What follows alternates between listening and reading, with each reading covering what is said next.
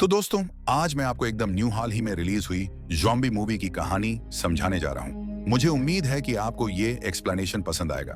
लेकिन अभी भी 50% लोग ऐसे हैं जो वीडियोस देखते हैं, उन्हें पसंद भी करते हैं, लेकिन सब्सक्राइब नहीं करते। तो प्लीज जल्दी से सब्सक्राइब कर लीजिए ताकि हमारा चैनल आगे बढ़ सके। तो बिना देर किए चलिए सीधा वीडियो की तरफ बढ़ते हैं। फिल्म की शुरुआत कुछ बच्चों से होती है जो टीवी देख रहे थे। वे एक बहुत पॉपुलर शो पहले ताबीज देख रहे होते हैं।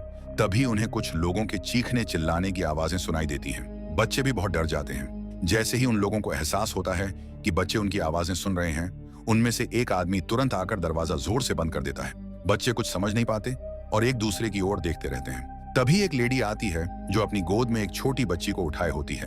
वह उस बच्ची को इस ग्रुप के साथ छोड़ देती है और बच्चों से कहती है कि चाहे कुछ भी हो जाए, इस कमरे से बाहर बिल्कुल मत निकलना। लेकिन वह कोई वजह नहीं बताती और वहां से चली जाती है। बच्चों को फिर से बाहर से अजीब अजीब आवाजें आने लगती हैं, जैसे कान टूटने की आवाज, चीखें और न जाने क्या क्या। बच्चे दंग रह जाते हैं। वे पूरी कोशिश करते हैं कि बिल्कुल चुप रहें।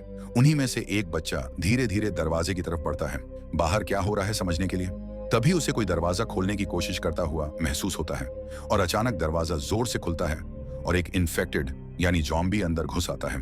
बच्चे बुरी तरह डर जाते हैं और ज़ॉम्बी एक एक करके बच्चों को काटने लगते हैं। जो बच्चा दरवाजे के पास गया था, उसकी हालत सबसे ज्यादा खराब हो जाती है। वह जल्दी कमरे से बाहर निकल आता है और उसे अपनी माँ दिखाई देती है। वह उसकी ओर भागता है, लेकिन जैसे ही उसकी माँ ज़ॉम्बी को देखती है, तुरंत दरवाजा बंद कर देती है ताकि बच्चे को कुछ न हो। डरा हुआ बच्चा ऊपर की ओर भागता है, लेकिन वहां भी बहुत सारे ज़ॉम्बी होते हैं। अब कहीं भी कोई सुरक्षित जगह नहीं बची थी।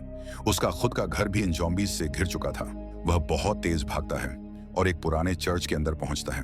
यहाँ पता चलता है कि इस बच्चे का नाम टिमी है। यहाँ उसे अपनी पापा नजर आते हैं जो चर्च के पादरी हैं। ऐसा लग रहा था मानो वह उसी का इंतजार कर रहे थे। उनके चेहरे पर जरा भी डर नहीं था। वे बहुत शांत खड़े थे। टिमी अपने पापा को सब कुछ बताने की कोशिश करता है जो उसने देखा था, लेकिन पापा उसे बीच में ही रोक देते हैं और कहते हैं कि मुझे सब पता है। फिर वे अपनी माला निकालकर टिमी के हाथ में देते हैं और उसे छिपने को कहते हैं। टिमी उनकी बात मानता है और छिप जाता है। तभी बहुत सारे ज़ॉम्बी दरवाजा तोड़कर अंदर घुस आते हैं। पादरी हिलते भी नहीं, वे वहीं खड़े रहते हैं। फिर ज़ॉम्बी उन्हें काट लेते हैं और वह भी उन्हीं की तरह इन्फेक्टेड बन गया था। टिमी सही समय का इंतजार करता है। फिर जैसे ही मौका मिलता है, वह तुरंत वहां से भाग जाता है। वह चर्च की ओर देखे बिना ही वहां से निकल जाता है। उसके हाथ में वह माला कसकर पकड़ी होती है, मानो यही उसकी आखिरी उम्मीद है। इसके बाद बताया जाता है कि इस ज़ॉम्बी वायरस का नाम रेज वायरस था और इसने पूरे देश को अपनी चपेट में ले लिया।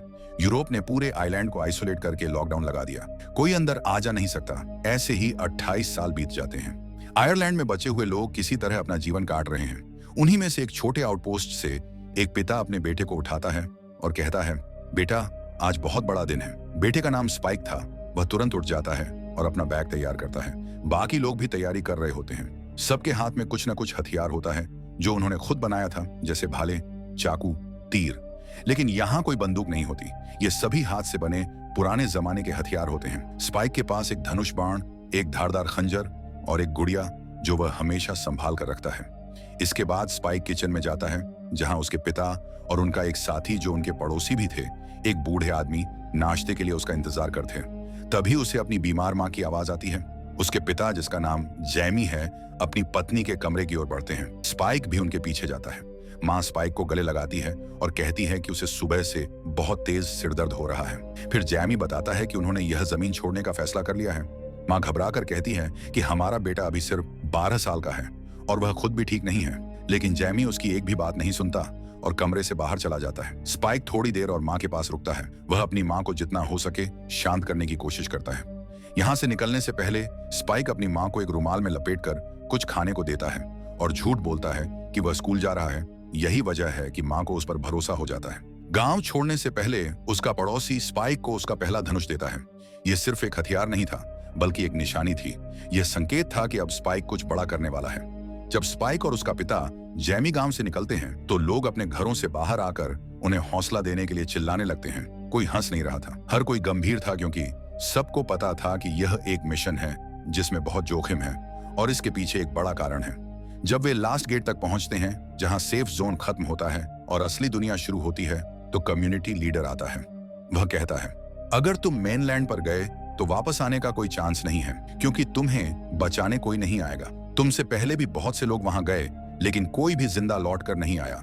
फिर वे समुद्र के बीच एक सीक्रेट रास्ता खोज निकालते हैं, जो सिर्फ तब दिखाई देता है जब समुद्र का पानी का लेवल नीचे चला जाता है। अब वे उस रास्ते पर चलना शुरू करते हैं और कुछ देर बाद उस रास्ते को पार कर मेनलैंड पर पहुंच जाते हैं। लेकिन जैसे ही पानी का स्तर बढ़ता है, वह रास्ता फिर से गायब हो जाता है। इसका मतलब था कि अब कोई और उस रास्ते से नहीं आ सकता। जैसे ही वे आगे बढ़ते हैं, उन्हें एक अजीब सी आवाज सुनाई देता है और बहुत सारे ज़ॉम्बीज़ को देखते हैं जो बहुत डरावने लगते हैं। उनकी हड्डियां बाहर निकली होती हैं, त्वचा बुरी तरह खींची हुई थी। स्पाइक को इन्हीं का सामना करना है। उसे एक ज़ॉम्बी को गिराना है जो ये साबित करेगा कि वह अब तैयार है। जेमी स्पाइक से कहता है, तुम्हें तेज होना होगा, बिना डरे, और तुम्हारा निशाना सटीक होना चाहिए। दोनों आगे बढ़ते हैं। हर कदम पर स्पाइक पर बोझ बढ़ रहा था। आगे बढ़ने पर उन्हें पहला निशाना दिखाई देता है, एक बहुत मोटा और धीरे धीरे रेंगता हुआ ज़ॉम्बी।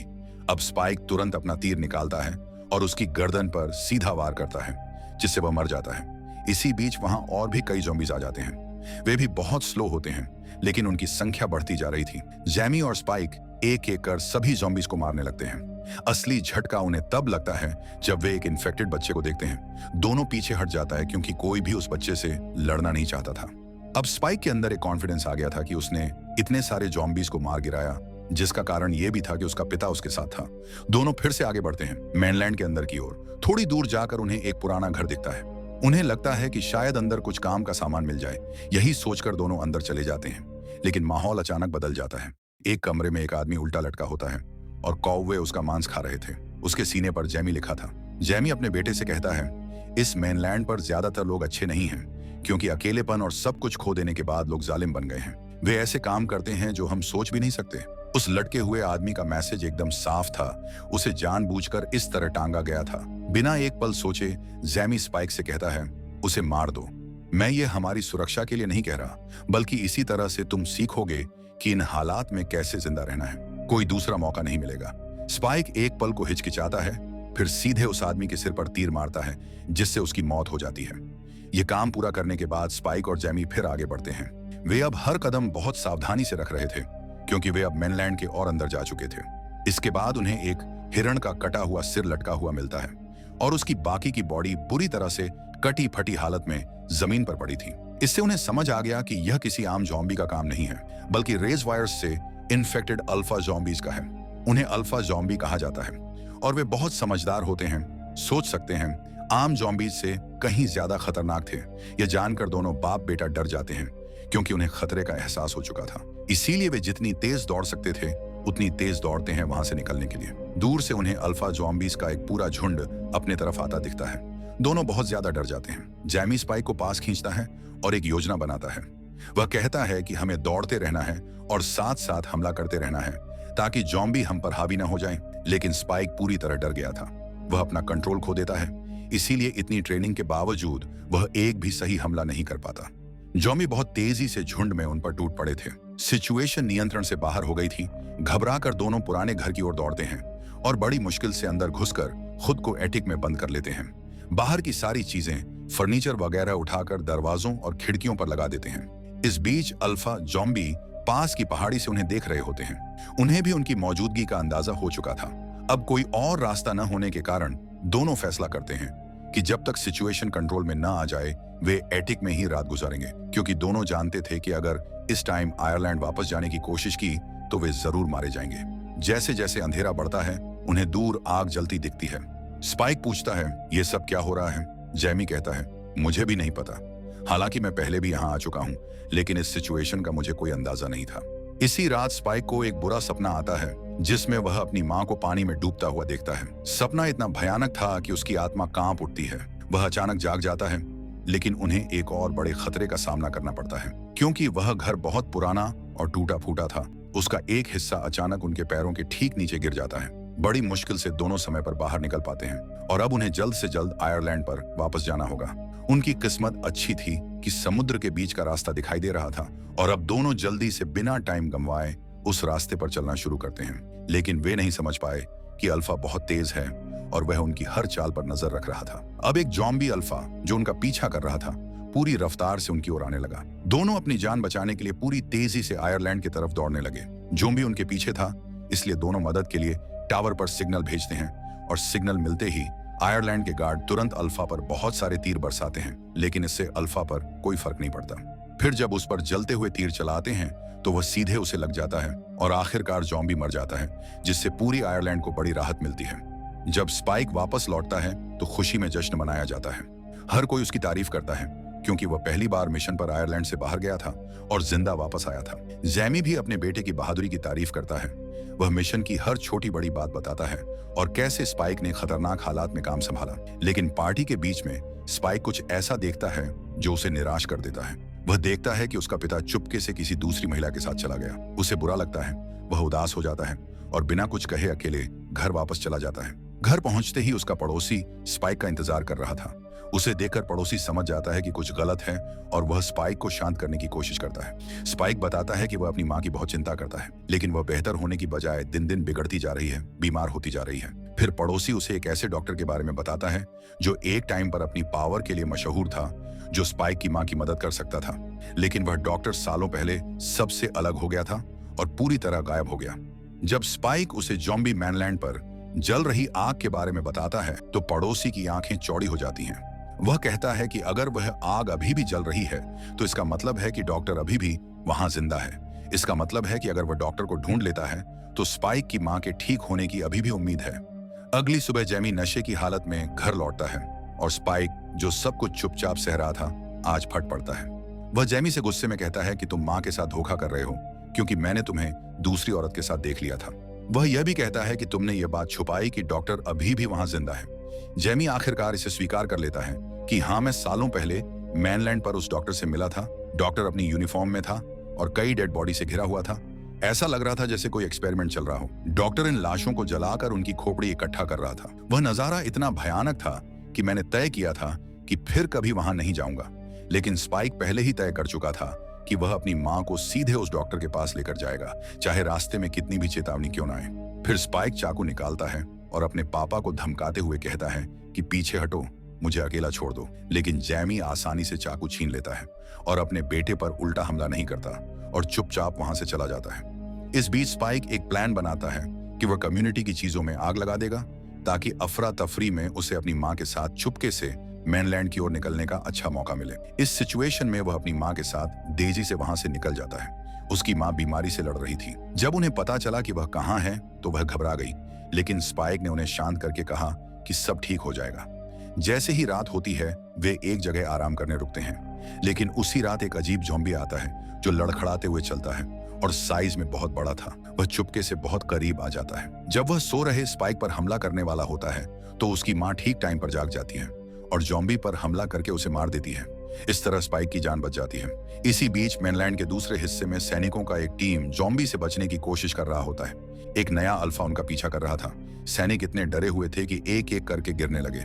ज़ॉम्बी उन पर खतरनाक तरीके से हमला कर रहे थे जिससे वे बच नहीं पा रहे थे और अंत में बस एक सैनिक जिंदा बचा था जो पूरी तरह अकेला था, हालांकि वह घायल था। इसी बीच हम देखते हैं कि एक ज़ॉम्बी लेडी प्रेग्नेंट है। स्पाइक और उसकी मां मैनलैंड की सफर जारी रखते हैं। चलते हुए बीमार मां अपनी यादों में खो जाती है जब ज़ॉम्बी वायरस नहीं आया था। तभी दूर से स्पाइक एक और ज़ॉम्बी देखता है जो खुद को ड्रैगन की तरह खींच रहा था। स्पाइक बिना सोचे तीर चलाता है और उसे मार देता है, लेकिन उसकी गिरने की आवाज इतनी जोरदार थी कि आसपास के ज़ॉम्बीज का ध्यान तुरंत उसकी ओर चला आता है। कुछ ही सेकंड में स्पाइक और उसकी मां तेजी से आने वाले ज़ॉम्बीज के झुंड से घिर जाते हैं। वे छिपने के लिए जगह ढूंढते हैं और एक गैस स्टेशन में घुस जाते हैं जो कई वर्षों से खाली पड़ा था। पूरा स्टेशन गैस से भरा था और सांस लेना भी मुश्किल था। सिचुएशन तब और खराब हो जाती है जब ज़ॉम्बी स्टेशन में घुसने लगते हैं। ऐसा लगता है कि अब सब खत्म होने वाला है। तभी एक सैनिक अचानक आता है और ज़ॉम्बी पर आग लगा देता है और आखिरी टाइम में स्पाइक और उसकी मां की जान बचाता है। सैनिक उन्हें बताता है कि वह किसी तरह बच गया है, लेकिन साथ ही एक बुरी खबर भी देता है कि एक बार जब आप यहाँ पर कदम रखते हैं तो वापस लौटने का कोई रास्ता नहीं होता। जब तीनों आगे बढ़ते हैं तो स्पाइक की मां थोड़ी बेहतर महसूस करती है। फिर वे एक ट्रेन देखते हैं। अंदर आते हैं तो वही प्रेग्नेंट ज़ॉम्बी लेडी दिखाई देती है जिसे स्पाइक पहले देख चुका था। वह चुपचाप दर्द में बैठी थी। स्पाइक की मां तय करती है कि वे उसकी डिलीवरी में मदद करेंगे। जल्द ही वह एक बच्ची को जन्म देती है। तभी ज़ॉम्बी लेडी जाग जाती है और उन पर हमला करती है। सैनिक बिना देर किए उस ज़ॉम्बी लेडी को मार देता है और स्पाइक की मां से कहता है कि इस बच्चे को छोड़ दो, यह एक राक्षस है और हमारे लिए खतरा साबित हो सकता है। लेकिन स्पाइक की मां उस बच्चे को संभालती है क्योंकि उन्हें विश्वास था कि यह बच्चा कोई नुकसान नहीं पहुंचाएगा। तभी एक और अल्फा ज़ॉम्बी आता है और सैनिक पर बेरहमी से हमला करता है, यहाँ तक कि उसका सिर काट देता है। यह देखकर माँ और बेटा तुरंत वहां से भाग जाते हैं। हालांकि वह ज़ॉम्बी उनका पीछा करता है। जैसे ही वह उन्हें पकड़ने ही वाला होता है, तभी अचानक वही डॉक्टर वहां आता है और सीधे अल्फा पर गोली चलाता है और उसे मार गिराता है। अब डॉक्टर स्पाइक और उसकी मां को अपने सेक्रेट लोकेशंस पर ले जाता है, जो जंगल के बीच में था। फिर वह उन्हें अपनी सभी चीजें दिखाता है और अपने शरीर पर आयोडीन लगाना शुरू करता है। डॉक्टर कहता है कि आयोडीन एक सुरक्षा कवच की तरह काम करता है, क्योंकि यह वायरस इसे सहन नहीं कर सकता और मैं ये हर दिन लगाता हूँ, इसीलिए अब तक जिंदा हूँ। इसके बाद डॉक्टर स्पाइक को उस सैनिक का खोपड़ी देता है और कहता है कि इसे पिरामिड में रखाओ, जहां बाकी सभी कटे हुए सिर रखे हुए हैं। यहाँ पता चलता है कि डॉक्टर असल में जो लोग मर जाते हैं उनकी लाशों को जलाकर खोपड़ी इकट्ठा करके एक टावर बना रहा था, और ऐसा वह उन मरे हुए लोगों को सम्मान देने के लिए करता है। फिर डॉक्टर उस बच्चे की जांच करता है और बताता है कि वह इन्फेक्टेड नहीं है। यह जानकर वह बहुत खुश होता है। इसके बाद डॉक्टर स्पाइक की मां की जांच करता है और काफी देर चेक करने के बाद बताता है कि तुम्हारी मां को लास्ट स्टेज कैंसर है। इनके पास ज्यादा टाइम नहीं है और मैं इसका इलाज नहीं कर सकता, क्योंकि हालत बहुत ही गंभीर है। इसी वजह से उन्हें मेमोरी लॉस हो रही है। स्पाइक की मां को इस बात का पहले से ही एहसास था कि उनकी मौत अब पास है, और तय करती है कि वह अब मौत से भागेगी नहीं, बल्कि उसका सामना करेगी, क्योंकि एक न एक दिन सभी को मरना ही होता है और यही सच्चाई है। बीमारी के दर्द से मरने की जगह वह डॉक्टर के हाथ मरना चूज करती है, और डॉक्टर पहले उन्हें बेहोश करके उन्हें जलाकर उनका सिर स्पाइक को देता है। फिर स्पाइक उस सिर को पिरामिड के सबसे ऊपर रखता है, क्योंकि उसके लिए उसकी मां ही सब कुछ थी। तभी वही खतरनाक अल्फा ज़ॉम्बी डॉक्टर पर हमला करता है, लेकिन ठीक उसी वक्त स्पाइक पीछे से आकर डॉक्टर द्वारा दी गई बेहोशी की इंजेक्शन अल्फा को दे देता है, जिससे डॉक्टर की जान बच जाती है। डॉक्टर स्पाइक की आंखों में देखता है और कहता है कि तुम्हें इस बच्चे को लेकर जल्दी आइलैंड पर वापस जाना होगा, वरना यह बच्चा जिंदा बच नहीं पाएगा। स्पाइक अपने जर्नी पर निकल पड़ता है, लेकिन वह आइलैंड वापस से जाना नहीं चाहता था, जंगल के अंदर ही रहना चाहता था। इसलिए वह बच्चे को आइलैंड के गेट के पास लटका देता है, ताकि लोगों की नजर उस पर पड़े। जब आइलैंड के लोगों को बच्चा मिलता है तो वह समझ जाते हैं कि यह काम स्पाइक का है, क्योंकि यहाँ से लास्ट वही बाहर गया था।